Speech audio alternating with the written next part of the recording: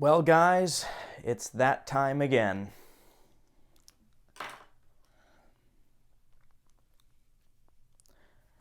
Time to do another Steven-Seagal review.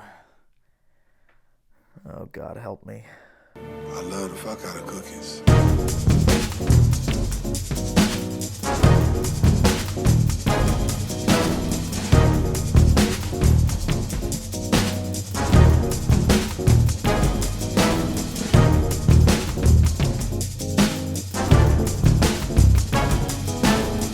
Hey everybody, welcome back to another episode of Cavanaugh's Corner. Today on the show, we're going to be talking about a movie that just came out on video not too long ago. I was able to pick this up for, I think it was like $11 or something at a Walmart, and I saw it and I just absolutely had to have it. Now, I knew this movie was coming out for a while. I had heard some things about it, but I had seen like one preview for it online, and I had to get it because of just how absolutely insane it looked. And that is this film right here, China Salesman. Now, this movie, I laugh just thinking about, if you've seen this movie, you'll understand why I'm laughing when I say the title. And we'll get into that in a minute. But China Salesman is a new film starring, now I'm going to probably butcher this actor's name. It's this gentleman in the center here. Dong Zhu Li, I think is how you pronounce it. I'm going to call him Lee during the review just because it's easier for me, and it'll kind of cut down on me saying Dong throughout the review. So we're going to try to stay away from the Dong. But the gentleman, he's actually the main actor in the film. I love how Mike Tyson on the box cover gets top billing. And he is not the main character in the movie, and neither is Steven-Seagal. And I'm going to be talking about Steven-Seagal in this because, ironically enough, his part is actually really the most interesting part of the film, and he's barely in it. He's in it for probably like less than 10 minutes of the entire runtime. And the movie, I think, is like a little over an hour and a half long. I think it's almost 2 hours long, to be completely honest with you. So it's a little nuts. It's laughably bad. This is like one of those laughably bad movies that comes out every now and then. Seagal's made quite a few of them in the last couple years, but this is one of those ones where it's almost so bad that it's good. Kind of like The Room kind of thing, where like you can watch it to just laugh at it. My friend and I pretty much watched this with the intention that it was going to be a pretty terrible film. And we were right. I mean, it's bad. It's really bad. But the movie, I think, is this weird amalgamation of different genres, and I'll get into that in the review later as well, and it just makes for like a really odd film. The movie is not an action film, first and foremost. It has action in it, but the fact that they are packaging this as like this big face-off between Mike Tyson and Steven-Seagal is the ultimate in I should say, false advertising. It is just so not that movie. The movie is actually about the guy Lee in the middle here that I was telling you about before. It's about the fact that he is a telecommunications salesman meeting with the government of, I think it's like North Africa in this, and the whole movie basically takes place in North Africa, but he's meeting with the government, and there's a competition to who is going to control the telecommunication market in North Africa. And he, of course, is representing China, hence the title China Salesman. Now, the movie does have a lot of really slow spots in it, where there's a lot of technical jargon about telecommunications. Now, unless you are familiar with cellular networks and stuff like that, it's going to sound like somebody talking jargon in like Star Trek or Star Wars. It is ridiculous, the amount of jargon that is said in this movie. And they try to dumb it down as much as they can, but when they dumb it down, it really just comes down to people like typing furiously on a keyboard. And the technology aspect of the film just didn't work for me. It is a really, really miserable film to get through in terms of its pacing. It's all over the place. And honestly, it's really weird because Mike Tyson is honestly in this film a bigger character than Steven Seagal, and that's probably why he's top billed. But he is basically, Tyson's character, I should say, is basically a war chief kind of guy. He's in Africa. It's a really weird character. His name is Kabbah or something in this. I think it's Kabbah, Kabbah or something. And his character is kind of like the chief of this tribe, and they have like this warring faction with this other tribe in Africa. And it's just a really weird plot where they are kind of having their own like civil war, and it's all happening during this telecommunications meeting, and the telecommunications meeting gets screwed up because they're warring factions, and it's just really all over the place. The movie is basically propaganda for China.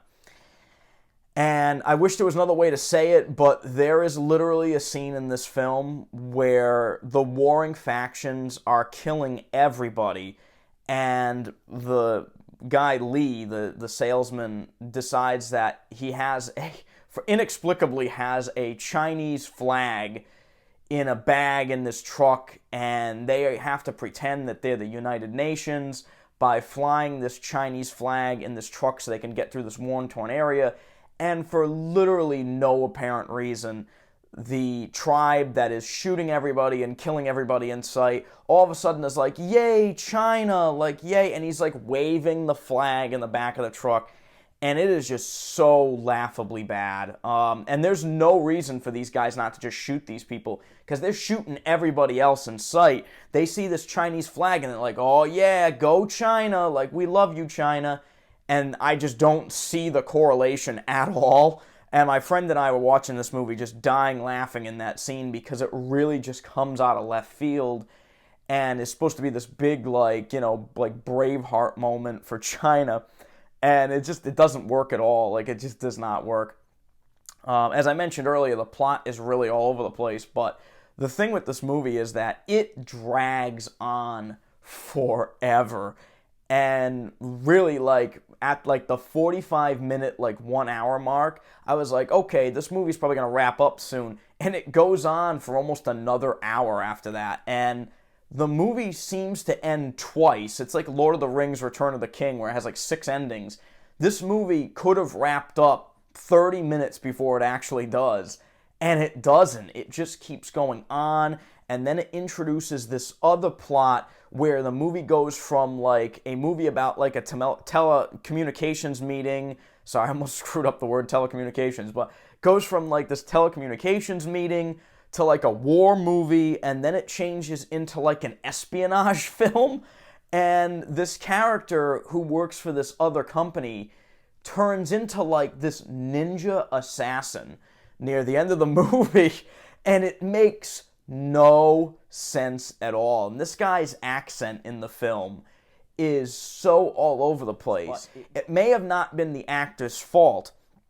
And that leads me to another thing I want to talk about this movie, is the fact that most of the movie is probably dubbed in post-production. This is definitely a Chinese film, and you can tell that a lot of the lines and stuff from other actors were probably redubbed in English after the fact. Maybe. I really don't know. Now, I can understand Lee because I don't know if he's ever been in an English-speaking film before, but his acting is really rough, and so is Mike Tyson's. And Mike Tyson's acting in this, he delivers some lines in this that, I mean, I can't decipher. I mean, like I mentioned The Room earlier, it's Tommy Wiseau levels of acting. It is really, really laughably bad.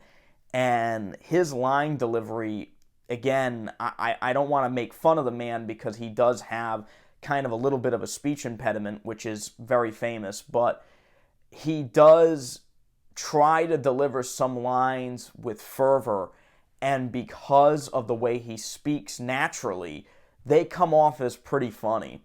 And I felt bad laughing at the guy, but he really does his damnedest in this film.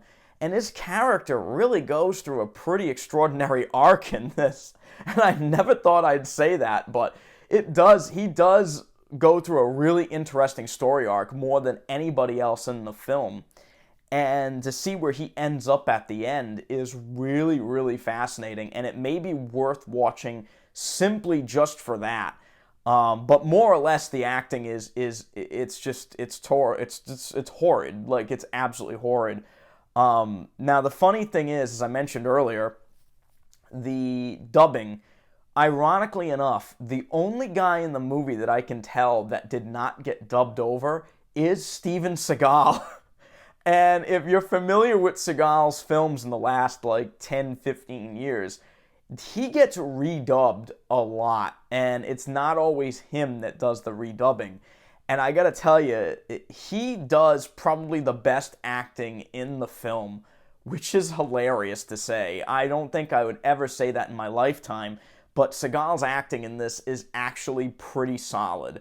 And, I mean, honestly, that's an achievement. That is an achievement unto itself. Now, you're probably thinking, what the hell are you wearing for this review, Andrew? And I'm wearing a shirt like he's wearing in the film. That's why I'm dressed up like... I always try to dress up like Seagal in my Seagal reviews just for pure comedy. But I also wear the sunglasses because almost every movie he's made in the last 3 or 4 years, he's wearing, orange-tinted sunglasses throughout the entirety of the film. He wears them in this in 1 or 2 scenes that he's in, very briefly, but he doesn't wear them for the majority of the film. So I'm kind of cheating wearing these, but I just get a kick out of doing it. I like continuity through all my Seagal reviews, but he wears these camp shirts, these Hawaiian shirts all throughout the film, which is kind of funny to see him in that kind of attire, because he's usually wearing all black with some big double-breasted jacket or some military jacket as of late. But in this one, he's just wearing Hawaiian shirts, which is kind of funny. But yeah, I can understand it, because if they're supposed to be in North Africa, it's hot as hell, so it kind of makes sense to him to be a little more dressed down in this film. But still funny to see him in that kind of attire. At least he's comfortable, But there is one other thing I want to mention before I mention probably the best thing about the film, is the fact that the movie touts itself as this big face-off between Mike Tyson and Steven-Seagal, and they literally have one fight scene at the beginning of the film, near the beginning of the film. It's within the first 15, 20 minutes of the film, and it's probably the best thing about the movie, honestly. It is probably the best thing about the film. It is a very, very well done fight scene, ironically enough. There is some stunt double work in it. You can really tell that Seagal is not always there in it. But the fight scene is actually pretty well done, and I kind of wish the whole damn movie was that, because if it was, this would actually be a pretty solid action film. Instead, it's this weird mishmash of all these different films, and it never works except for that one scene. Now, if you can find that scene somewhere on YouTube, do yourself a favor. Please don't buy this movie. Don't buy it. It is just so laughably bad. Watch that one scene and be done with it, and be glad that you did. It's also one of the few scenes where you get to see Steven-Seagal kind of get manhandled, and it's kind of funny. I don't know if he was okay with that. He really doesn't like losing in fights on film, but it's part of Mike Tyson's character development and kind of Steven Seagal's development. I don't know. It's weird. The movie is called China Salesman, and throughout the film, the actor Lee is referred to in the film as China Salesman all throughout the film, and they probably say China Salesman plus 60 times. It is all over the... I mean, they say that over China Salesman, the China Salesman, the China Salesman. It's that China Salesman. What about the China Salesman? And the thing that I keep thinking about is, why don't they call him the Chinese Salesman, not China Salesman? I guess it's because he's representing China, is why it's called China Salesman. But, if you were going day to day, if you met a Chinese gentleman, a guy from China that was a salesman, you would call him a Chinese salesman, not a China salesman. And I don't know if it was something that was lost in translation. I don't know. I really don't know. But it is funny to hear them say China Salesman 8,000 times. It'd probably be a good drinking game to watch this movie and drink every time they say China Salesman, you may die of alcohol poisoning, but it might be worth it to get through this film. On another funny note, I'm going to put a little freeze frame of a picture I took of the television as I was watching this. This movie probably sets the record for most logos for a production company in the history of the motion picture. There's gotta be, I'm not kidding, at least 4 to 5 minutes of just logos in front of this film. It is laughably ridiculous. I watch a channel on here called Cinema Sins. If you've never seen it, please go check out that channel. They're fairly popular, but they have a thing at the beginning of a lot of their movies where it's like 30 whole seconds of logos. This guy would have blown his brains out if he watched this movie, because there is literally damn near 5 to 6 minutes. I mean, it's ridiculous of logos at the beginning. One of them, I laughed just thinking about it. One of them is misspelled. I'm not kidding. I'm gonna put an actual photograph I took of the TV when I watched this. I actually didn't watch it in my home theater, ironically enough. I watched this on my friend's TV, so it's not the greatest of pictures here, but I took a picture of it, and it's literally, I think the production company is Golden God Productions or something, and they misspell golden. It's spelled Glodden, G-L-O-D, and G-L-O-D-E-N or something. And me and my friend, I spotted it. My friend didn't. And I was like, wait a minute, I gotta rewind this. I rewound it, and I said, they misspelled golden in the title. And my friend and I nearly pissed our pants laughing. It was so funny. But anyway, I cannot for the life of me recommend China Salesman. This movie is a joke. The budget in it was pretty decent. The CGI in it in certain parts is just laughably bad. But the thing I gotta say about it, I will give it credit, is that Mike Tyson does the best that he can, along with the other actors that are obviously not that experienced. Seagal basically steals the show, ironically enough. But even then, there are some laughably awful moments in this film that are just, I mean, again, they are one of those so bad it's good kind of movies.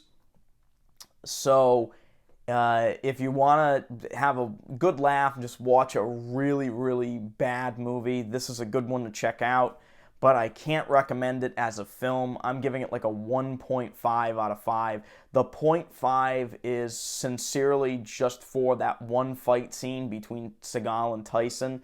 That is literally it. Other than that, I would have given this a 1. But man, it is just, it's bad. It's really bad, and please stay away from it unless you can find that fight scene. Just watch that and be done with it. I'm Andrew Cavanaugh. Thank you for coming back to Cavanaugh's Corner, and we'll see you on the next one. Take it easy.